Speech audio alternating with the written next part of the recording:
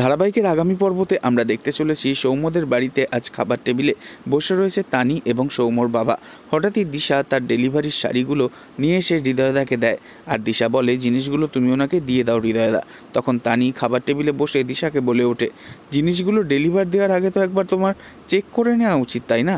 এরপরই দিশা সমস্ত শাড়ি চেক করে আর বলে সব ঠিকই আছে। তখন সৌম্যর বাবা তানির কানে কানে বলে, তুমি যে বললে ওর সমস্ত শাড়িগুলো তুমি কাঁচি দিয়ে কেটে দিয়েছো।